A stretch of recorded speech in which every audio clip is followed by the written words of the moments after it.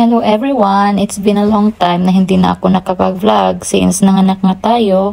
And please bear with me sa vlog na ito kasi wala talaga itong sequence.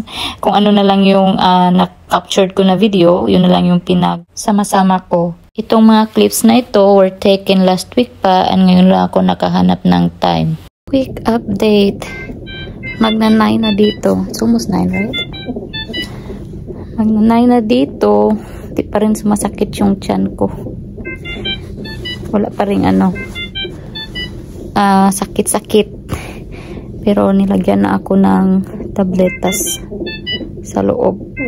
Pampaano daw yun, pampahilab. So, antayin mga 6 na oras. Pero pag sumakit daw, bago yung 6 na oras na yun, kailangan ko daw magsabi sa kanila para i-check nila ulit. So, yun lang ang ating update for now. Tapos mag-order kami ng food. I mean, nag-order na yung nurse ng pagkain para sa akin. Tapos si Diz mag-order ng pagkain niya. Kaling labas. And yun na nga, at around 9 PM, inumpisa na nila akong i-induce. So, may nilagay silang tabletas sa akin para pampahilab. And kailangan ko mag-antay ng 6 hours para pakiramdaman kung mag-e-effect ba yung nilagay nila na tabletas. So, nakahiga lang talaga ako mostly sa bed for 6 hours since minomonitor din nila yung heartbeat ni baby girl at saka yung contractions.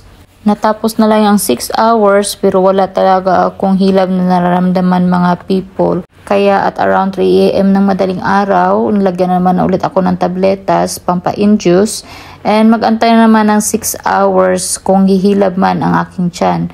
At that moment, sumakit na siya ng mga 7 AM ata. Medyo sumakit-sakit na. So, may contractions na akong nararamdaman. Kaya ang ginawa ko is naglakad-lakad din ako doon sa my room. Tapos may yoga ball din sila doon. Nag-yoga ball ako. Tapos pag nagko-contract, sinasabayan ko siya ng squat. Tapos sway-sway yung baywang. Yung ganun ba para matagtag ko talaga siya. At around 9 o'clock in the morning, dumating yung doktor, inai ako ulit. And ang sabi, nasa 1 cm pa talaga ako. So same, nung 3 o'clock din ng madaling araw, chinek din ako ng doktor. And yun din sabi niya, mataas pa daw yung cervix ko. So hindi pa daw bumaba nga si baby girl.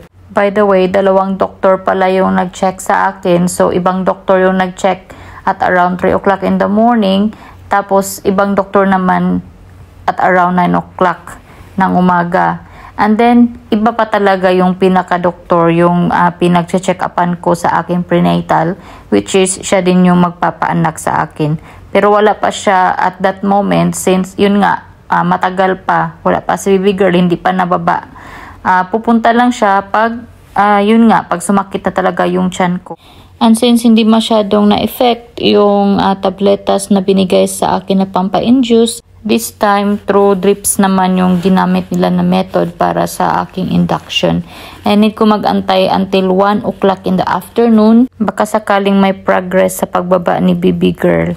Pinayuhan na din kami ng doktor na kung wala pa rin progress hanggang 1 o'clock in the afternoon is kailangan na namin magdesisyon ni Dee since mapapagod at mahihirapan daw yung baby dahil frequent yung aking contraction and wala akong nararamdaman na sakit. Pero sa loob daw ng aking tiyan is pupush yung uterus kay baby bus.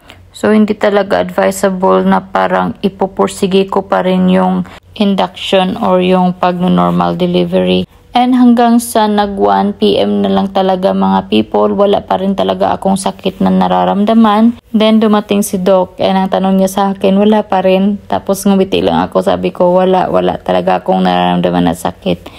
And yun, sabi niya, kailangan nyo nang magdesisyon, bigyan ko kayo ng 10 minutes para makapag-decide kasi ang the best talaga daw na solusyon is C-section na ayaw ko sanang mangyari sa akin kasi nga gusto ko talaga siyang in-normal delivery. Explain naman lahat ni doktor kung bakit mas maigi na mag-C-section ako.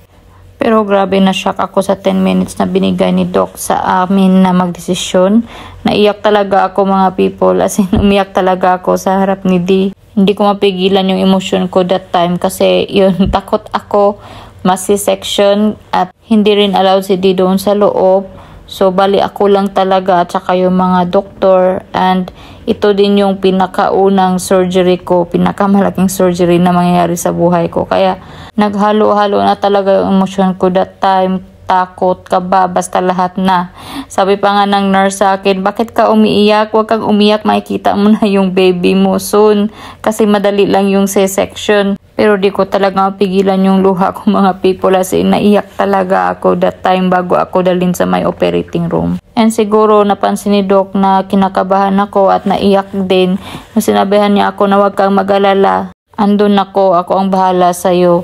So, binigyan niya talaga ako ng courage ba na siya na bahala sa akin, na dapat wala akong alalahanin kahit wala si D.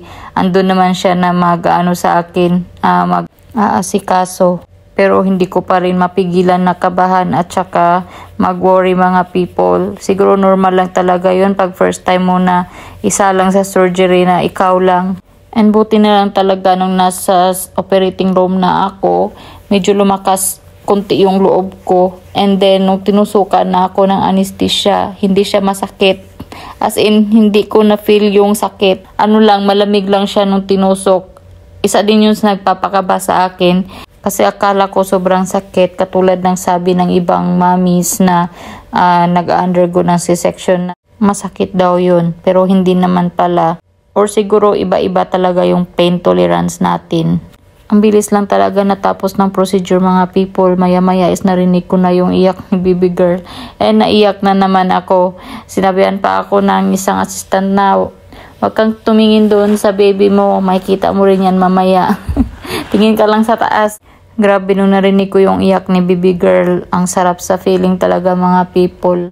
Hindi ko ma-explain yung emotion ko. Basta sobrang saya lang.